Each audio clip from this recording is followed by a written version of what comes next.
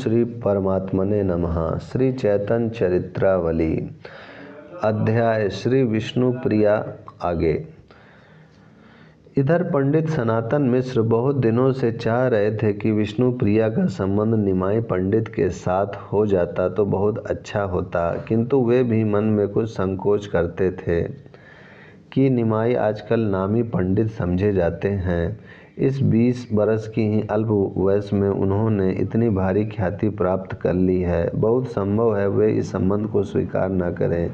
यदि हमारी प्रार्थना पर भी उन्होंने इस संबंध को स्वीकार न किया तो इसमें हमारा बहुत अपमान होगा। पराये धनी लोग अपने मान का बहुत ध्यान रखते हैं। इसी भय से उन्होंने इच्छा रहने पर भी आज तक यह बात किसी पर प्रकट न की थी। सनातन मिश्र के हृदय में इसी प्रकार के विचार उठ ही रहे थे कि उसी बीच काशीनाथ घटक उनके समीप आ पहुँचे। घटक को देखकर उन्होंने इनका सम्मान किया, बैठने को आसन दिया और आने का कारण जानना चाहा। काशीनाथ घटक ने आदि से अंत तक सब बातें कहकर अंत में कहा, सची माता ने मुझे बुलाकर स्वयं कहा है। इस बात को मैं अपनी ओर से कहता हूँ कि आपको अपनी पुत्री के लिए इससे अच्छा वर दूसरी जगह कठिनता से मिलेगा। प्रसन्नता प्रकट करते हुए सनातन मिश्र ने कहा, निमाई पंडित कोई अप्रसिद्ध मनुष्य तो है ही नहीं। देश भर में उनका यशोगान हो रहा है। उन्हें जमाता बनाने में मैं अपना परम सौभाग्य समझता हूँ।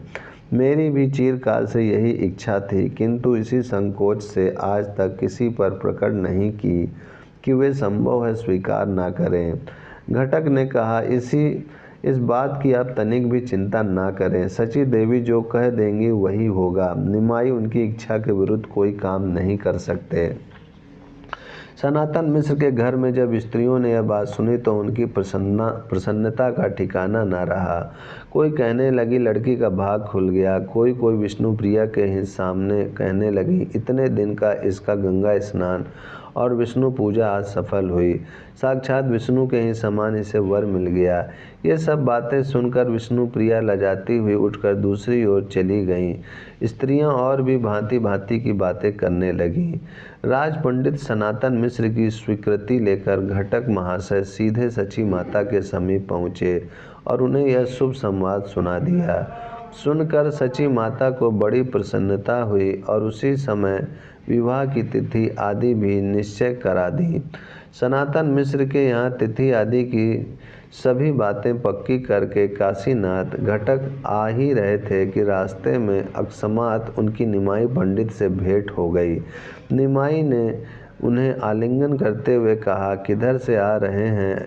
आप तो सदा घटाया ही करते हैं, कहिए किसे घटाकर आए हैं?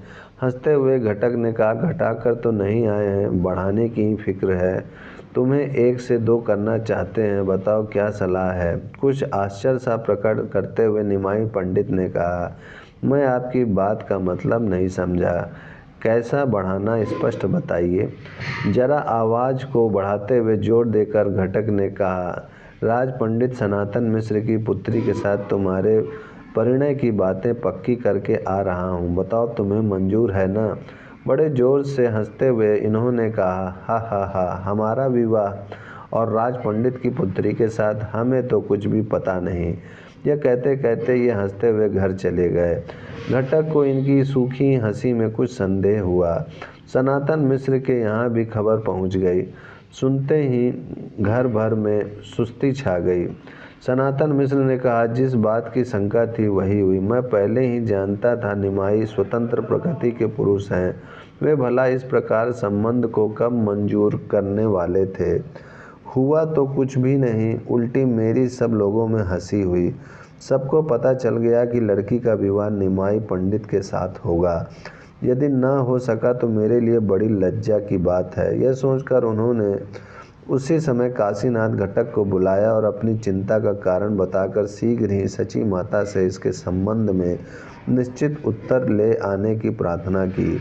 घटक महाशय उसी समय सची माता के समीप गए और राज पंडित की चिंता का सभी वृत्तांत कह सुनाया। सब कुछ सुनकर सची माता ने कहा, निमाई मेरी बात को कभी टालता नहीं है, इसीलिए मैंने उससे इस संबंध में कुछ भी पूछताछ नहीं की। आज वह पाठशाला से आवेगा तो मैं उससे पूछ लूँगी। मेरा ऐसा विश्वास है वह मेरी बात को टाल नहीं सकता। कल मैं तुम्हें इसका ठीक ठीक उत्तर दूंगी। माता का ऐसा उत्तर सुनकर घटक अपने घर को चले गए। इधर जब शाम को पाठशाला से पढ़ाकर निमाई घर आए तब माता ने इधर उधर की दो चार बातें करके बड़े प्रेम से कहा, निमाई बेटा, मैं एक बात पूछना चाहती हूँ, क्या सनातन मिश्र वाला संबंध तुझे मंजूर नहीं है? लड़की तो बड़ी सुशील और चतुर है, मैं उसे रोज गंगा जी पर देखती हूँ। कुछ लजाते हुए निमाई ने कहा, मैं क्या जानूं, जो तुम्हें अच्छा लगे वह करो। माता को यह उत्तर सुनकर संतोष हुआ। इन्होंने अपनी माता के संतोषार्थ स्वयं एक मनुष्य के द्वारा सनातन के यहाँ विवाह की तैयारी करने की खबर भेज दी।